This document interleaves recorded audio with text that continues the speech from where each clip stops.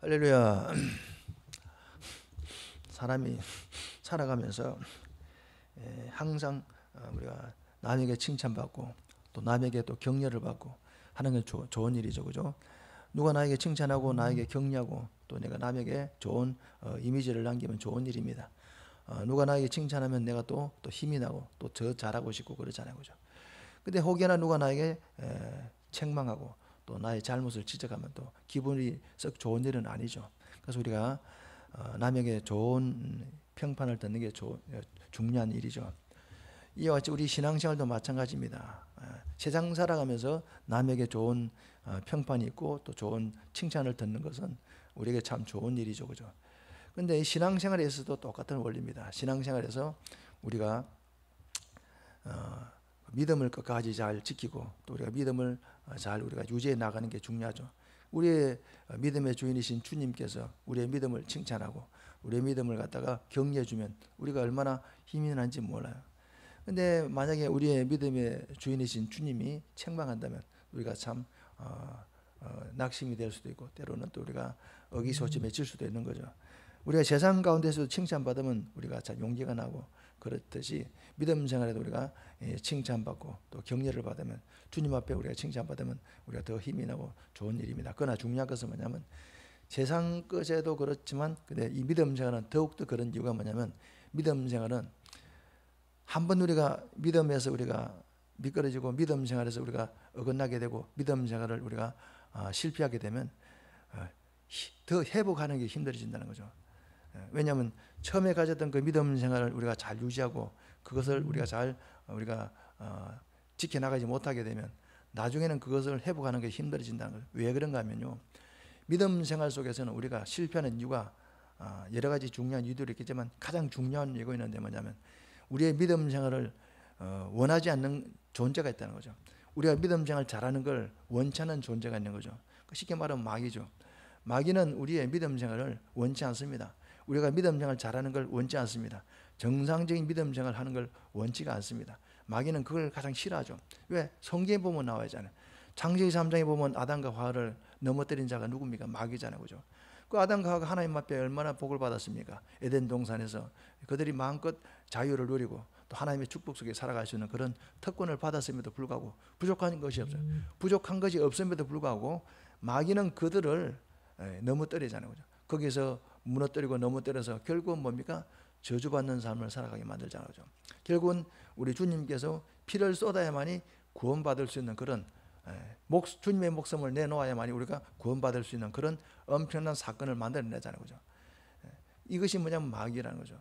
그 비단 아담과 하와뿐만이 아닙니다. 그 뒤로 성경을 쭉 보시면요, 믿음에서 실패한 많은 사람들이 다 그냥 한 것이 아니고 마귀의 괴계에 의해 가지고 마귀의 심에 빠져서 결국은 그 믿음에서 낙오자가 되는 걸 볼 수가 있어요.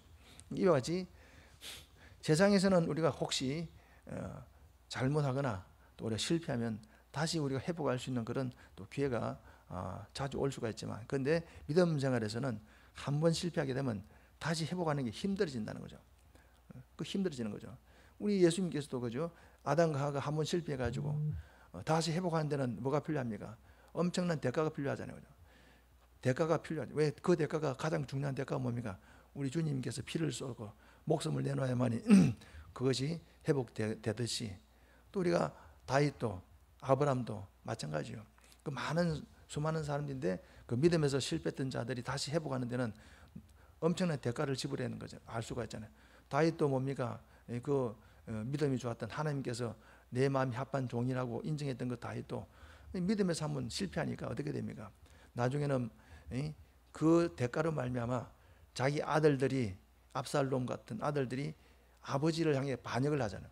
자기 아버지를 죽이려고 막 정치적인 쿠데타를 일으키잖아요. 그래서 다윗이 아들을 펴서 막 수개월 동안 도망갔잖아요, 그죠? 막 그런 일들이 왜 일어납니까? 그 바시바 사건 때문에, 다윗의 범죄 때문에. 또 그리고 나중에 다윗이 뭡니까? 또 인구 조사하는 범죄로 말미암아 자기 나라 백성 이스라엘 백성이 7만 명이나 죽었잖아요, 그죠? 이런 이야기. 이 성경은 그런 이야기 많잖아요, 그죠? 아브라함도 마찬가지예요. 우리가 믿음 좋다는 아브라함도요, 하나님 앞에 실수만 했잖아요, 그죠? 왜? 자기 아내를 갖다가 누이라고 속이기도 하고 그런 실수를 범하잖아요. 그럼 아브라함은 그 실수로 말미암아 어떤 일이 일어납니까? 그 아들 이삭도 똑같이 아버지의 뭡니까? 그 죄를 그대로 답습해 가지고 자기 아들도 똑같이 아버지가 하던 그 짓을 그대로 똑같이 하잖아요. 이삭도 가가지고 자기 아내를 속이잖아요. 아니라고 속이잖아요. 그런 일들이 성경에 나와요. 이 성경 보면 다시 뭘 말하고 있습니까? 우리 세상 살아가다가 잘못하게 되면, 잘하다가 잘못하게 되면 그걸 다시 회복하기 위해서는 상당한 노력이 필요하고 또 힘이 듭니다. 그런데 세상에서는 그런 조그만 노력하고 내가 마음만 좀 잘 이게 추스리면 다시 회복이 가능한데, 믿음 생활에서는 그게 힘이 든다는 거죠. 왜 그럴까요? 우리 믿음 생활을 원치 않는 악한 이 영들이, 악한 마귀가 우리 믿음 생활을 회복하는 걸 방해를 하는 거죠. 방해를 해요. 실패하게도 만들지만 회복하지 못하도록 방해를 한다니까요. 우리가 실패하게 만들어 두고 그냥 마귀가 가만히 관망만 하고 그냥 이렇게 보고만 있으면 다시 우리가 또 회복하는 게 쉬운데, 마귀는 너무 때려놓고 회복하지 못하도록 우리를 올가매고 짓밟고 짓누르고 우리를 완전히 꽉 사로잡는다니까요. 그러니까 벗어나기 힘든 거죠. 그 마귀의 손아귀에서 벗어나기 힘든 거죠. 한번 마귀에게 사로잡히게 되면 올무에 빠지게 되면, 올무란 게 뭡니까? 올무. 우리가 이제 올무에 대한 그 이해가 참 우리가 생각으로는, 우리가 관념적으로는 잘 이해가 안 되는데, 그 잘 실감이 안 가는데, 동물의 왕국이나 혹시 우리가 뭡니까? 그 우리 TV에 나오는 어떤 그 기행들, 자연 속에서 뭡니까? 막 뭐 그 자면서 이렇게 먹고 자면서 막 이렇게 하는 그런 프로그램들이 들어가요. 가끔 보다니까 유튜브에 보면 나와요. 근데 그런 사람들이 자연 속에 가가지고 막 이제 막 열매를 따먹고 막 뭐 그 짐승을 잡아먹고 물고기를 잡아먹는데, 그들이 그 물고기나 짐승을 잡을 때 뭐 하느냐? 트랩, 다시 말하면 올무를 놓죠. 올무. 짐승을 잡을 때 뭡니까? 올무를 나가요. 원시식으로 올무를 딱 짐승이 다니는 길에다 올무를 놔가지고 짐승이 다니다 딱 걸리면은, 목이 걸리고 다리가 걸리면 그 꼼짝도 못하는 거죠. 그거 잡아다가 잡아먹더라고. 그게 올무. 올무에 걸리면 벗어나기 힘든 거죠. 목숨을 내놔야만이 되는 게 올무라니까. 그게 성경도 보면 마귀가 올무를 놔가지고 그 올무에 걸리게 되면 벗어날 수가 없어요. 우리가 목숨 내놓기 전에는 벗어날 수 없다니까요. 그래서 이 믿음 생활이 한번 실패하면 힘든 거죠. 그래서 우리는 어떻게 됩니까? 믿음에서 우리가 타락하지 않도록, 믿음에서 우리가 실패하지 않도록 항상 우리가, 그래서 예수님께서 뭐예요? 항상 깨어서 기도해라. 정신을 차리고 근신하고 정신 차리고 깨어서 기도해라. 그래서 주님께서 그렇게 아주 뭡니까? 아주 심각하게 말씀하고 있는 거죠. 적나라하게 우리가 마귀의 올무에 빠지지 않기 위해서 정신을 차려야 된다는 거죠. 그래서 믿음 생활에서 한번 실패는 정말 우리에게 치명적인 문제를 가져다 준다, 그런 이야기죠. 오늘 이 에베소 이야기가 바로 그겁니다. 에베소 교회는 훌륭한 교회예요. 교회도 클 뿐만이 아니고, 교회는 이 뭡니까? 믿음 좋은 교회여서, 왜? 사랑의 행위도 있고 뭡니까? 또 신학도 있고. 그래서 이 니굴라당이라고 하는 그 악한 이단이 들어와도 철저하게 칼에서 쫓아내고, 교회를, 신학을 지키고 교회를 지키고 믿음을 지키고, 그런 외적으로 볼 때 훌륭한 교회입니다. 아주 대단한 교회죠. 그런 교회임에도 불구하고 그건 주님께서는 오늘 이 에베소 교회에 주시는 경고하는 말씀이 뭡니까? 칭찬도 하셨지만요, 이 책망도 하시잖아요. 그 책망의 내용이 뭡니까? 4절에 보니까 너를 책망할 것이 있는데 내 처음 사랑을 버려라. 처음의 그 사랑을 버린 것을 책망하는 걸 볼 수가 있어요. 그러면서 경고까지 합니다. 그래서 5절에 보니까 너 처음 사랑을 버렸는데 그러므로 어디서 떨어졌는지를 잘 생각하고, 그리고 회개해서 처음 행위를 다시 가지라. 처음에 그 네가 가졌던 그 사랑 행위를 다시 가지라. 만일 그 처음 것을 가지지 않고 회복하지 않으면 어떻게 한다고요? 내가 내게 가서 내 촛대를 그 자리에서 옮기겠다. 촛대가 뭡니까? 계시록 1장에 나와 있잖아요. 촛대는 7교회라는 거죠.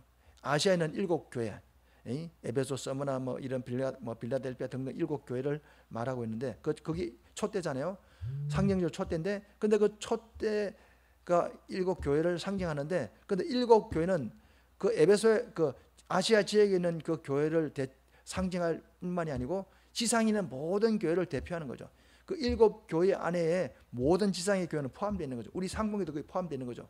우리 상봉기도 그 7교회 유형 가운데 에베소, 뭡니까, 서머나, 빌라델피아, 뭐 두아디라 이런 7교회 가운데 우리 상공에도 그 중에 그 유형 중에 하나에 속하 있는 거죠. 그러니까 지상에 있는 모든 교회를 대표하는 게 7교회라니까. 그래서 오늘 주님께서는 이 촛대를 옮긴다 말하면 뭐냐면 교회를 갖다가 다시 말하면 주님이 이 교회를 상징하는 촛대를 옮겨버린다는 거예요. 쉽게 말하면 교회를 버린다 그 말이에요. 버린다. 버림을 받는다 그 말. 쉽게 말하면. 아니 주님 앞에 버림받으면 교회가 뭐 교회가 되겠습니까? 교회가 아니지 되잖아. 교회가 되는 것은 뭐냐면 우리 주님께서 교회 머리가 되시고 주님께서 교회 머리가 되시고 우리는 그 지체가 되고 그래서 교회가 형성되는 거죠. 그게 교회예요. 근데 주님께서 교회를 버리면은 교회가 아니에요. 그냥 우리는 뭡니까? 모임. 그냥 뭡니까? 뭐 어떤 어떤 단순한 어떤 동기 모임이나 아니면 세상에 보면 그 무슨 단체 있잖아요. 무슨 개모임 등등. 인간의 모임일 뿐이지 교회는 아니라니까요. 단순히 사람의 단체일 뿐이지 교회가 아니라니까. 오늘 우리 상봉교가 교회가 되는 이유는 뭐냐면 주님께서 머리가 되시기 때문에 우리가 지체가 되는 거죠. 주님이 머리가 있기 때문에 우리가 지체가 되는 거예요. 그래서 교회라는 말이 형성되는 거죠. 근데 오늘 보니까 에베소 교회는 뭡니까? 네가 처음 행위를 다시 가지지 않고 회복하지 않으면 내가 가서 그 촛대를 그 자리에서 옮긴다는 거예요. 그러니까 교회를 버리겠다 그런 말이에요. 얼마나 정말 무슨 그런 말인지 모르죠. 오늘 이것은 비단 에베소 교회를 향해서 주시는 경고이기도 하지만 어쩌면 오늘 이 시대에 에베소 교회 같은 그런 교회가 있는데 그런 교회들에게 동일하게 주시는 말씀인지도 모르는 거죠. 왜 성경 말씀은 이 당시에 이 초대교회 당시에 주었던 말씀이기도 하지만 오늘 이 시대 우리들에게도 주시는 말씀이죠. 그죠? 그래서 이 정말 본문의 말씀은 어쩌면 이 에베소 교회 같은 그런 교회들에게 동일하게 주시는 말씀이라고 우리가 생각할 수 있는 거죠. 그래서 우리는 어떻게 됩니까? 처음 행위, 처음 믿음. 우리 다 보면 처음 그 믿음이 있잖아요. 처음 주님을 만났던 그 경험이 있잖아요. 그죠? 누구든지 예수 믿는 사람 처음에 경험이 있어요. 경험이 없이는 처음에 그 경험이 없이는 예수 믿을 수가 없죠. 누구 전도를 통해서든지 아니면 누구 따라가다 교회 갔다 은혜 받았든지 아니면 성경을 보다 그랬든지 아니면 어떤 부흥회를 참석했다 그랬든지 자전에 처음에 내가 예수를 믿게 된 그 경험이 있는 거죠. 그 경험, 그 처음 사랑 그것을 회복하지 않으면 주님께서는 반드시 에베소 교회에 촛대를 옮기던 것처럼 오늘 우리들에게도 그렇게 하시겠다 그렇게 말씀하고 있죠. 그게 오늘 본문의 말씀입니다. 그러면서 우리는 그럼 어떻게 됩니까? 우리는 처음 믿음을 짓게 됩니다. 그러면서 우리가 처음 믿음을 짓게 될 뿐만이 아니고 또 우리가 어떻게 됩니까? 우리의 그 머리 대신 우리의 주인 대신 주님을 기쁘게 하는 삶을 살아요. 주님을 기쁘게 하는 삶이 뭡니까? 6절에 보니까 뭐라고 나와죠? 오직 내게 이것이 있으니 내가 니골라당의 행위를 미워하는도다. 나도 이것을 미워한다. 주님이 기뻐하는 게 뭡니까? 주님이 미워하는 걸 나도 미워하는 거죠. 주님이 미워하는 게 뭡니까? 대표적인 게 쉽게 얘기하죠. 나 외에 다른 신을 섬기지 말아라 이거 있잖아요. 그죠? 그 주님이 원하는 거잖아요. 기뻐하는 거잖아요. 그거 나도 지키고 그거 어기면 나도 미워하는 거죠. 그리고 뭡니까? 서로 사랑하라 그랬잖아요. 주님께서 요한복음 14장 33절에 보면 서로 사랑하라. 내가 너에게 새 계명을 주는데 서로 사랑하라. 그런 말들이 있잖아요. 그죠? 그 서로 사랑하는 게 주님 기뻐하는 거죠. 그럼 반대로 서로 미워하면 뭡니까? 주님 미워하는 거죠. 우리가 이 믿음 생활이 뭡니까? 주님이 기뻐하는 걸 나도 기뻐하는 게 믿음 생활이에요. 주님이 싫어하는 걸 내가 싫어하는 게 믿음 생활이에요. 주님이 뭡니까? 막 싫어하시고 아주 막 책망하시는 그걸 나도 싫어하고 책망하는 게 바로 믿음이라니까요. 오늘 본문이 그거잖아요. 그죠? 그걸 우리가 하는 것이 바로 믿음 생활이다. 우리가 해야 될 일이다 라고 하는 사실을 우리가 한번 생각해 볼 수 있습니다. 그러면서 주님께서 말합니다. 그러면서 귀 있는 자는 성령이 교회들에게 하시는 말씀을 들으라. 오늘 이 말씀이 누구 말씀입니까? 성령이 교회들에게 하시는 말씀이에요. 오늘 성령께서 교회들에게 하시는 말씀이라 그러잖아요. 그래서 성령이 교회들에게 하시는 말씀을 들으라. 오늘 이 말씀은 여기는 목사가 전하는 말씀이 아니고 성령께서 목사를 통하여 교회들에게 전하시는 말씀이다. 그래서 그걸 들을지어다. 누가 들어요? 귀가 있는 사람은. 들을 귀가 있는 사람은 들으라. 예수님께서도 말씀해줘. 귀 있는 자는 들으라 그래 말잖아요. 귀 있는 자는 들으라. 그 귀가 있는 사람은 들으라. 그래서 이기는 그에게는 약속까지도 하죠. 주님이 그냥 우리에게 말씀하지 않습니다. 약속까지도 하십니다. 무슨 약속입니까? 내가 하나님의 낙원에 있는 생명나무의 열매를 주어 먹게 하리라. 얼마나 놀라운 말입니까?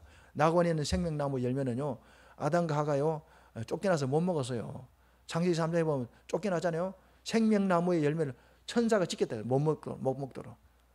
창세기 3장 하잖아요. 생명나무 열매를 아무도 못 먹도록, 아담이 먹지 못하도록 천사가 지키고 있었다니까. 근데 그걸 주어서 먹게 한다는 거죠. 이 말이 무슨 말입니까? 에덴 동산의 축복을 회복시켜 주겠다 그 말이에요. 놀란 축복이지 않습니까? 오늘 진짜 사랑하는 성도 여러분, 우리 상봉의 성도들은 이 본문의 말씀을 다시 한번 기억하시면서 우리의 처음 사랑, 주님이 내게 주셨던 그 처음 경험, 첫사랑, 그 믿음을 다시금 우리가 회복하고, 그리고 착각에 빠지지 않기 바랍니다. 내가 지금 그 첫사랑을 가지고 있다는 착각에 빠지면 안 됩니다. 이 에베소 교회가 그랬죠, 그죠? 에베소 교회는 이 사실을 몰랐습니다. 주님이 지적하기까지는. 근데 주님이 오늘 지적하니까 내가 첫사랑을 잊어버렸구나. 주님이 에베소 교회 하는 말씀을 하시는 이유가 뭡니까? 처음 사랑을 잃어버렸기 때문에 그 말씀하고 있는 거죠. 근데 문제는 뭐냐면 에베소 교회는 그 사실을 모르고 있다는 거죠. 병도요, 알면은 고칠 수가 있어요. 암도 알면은요, 빨리 고쳐서 내가 살 수 있어요. 근데 문제는 뭐냐면 모르면은 죽어요. 암도 걸려가지고 내가 삼기돼가지고 내 몸에 나타날 때까지 내가 모르면 죽는다니까요. 마찬가지로 영적인 병도 마찬가지입니다. 내가 처음 사랑이 있는지 없는지를 내가 모르면 그런 심각한 문제죠. 근데 내가 처음 사랑을 잊어버렸구나. 왜? 말씀을 듣고 보니까 잊어버렸구나. 그러면 다시 살 수 있는 기회가 있는 거죠. 그래서 저와 여러분은 다시 한번 처음 사랑, 처음 믿음, 처음 경험을 내가 잃어버리지 않았는지 다시 한번 점검해보는 그런 귀한 시간 되길 주의 이름으로 축원드립니다.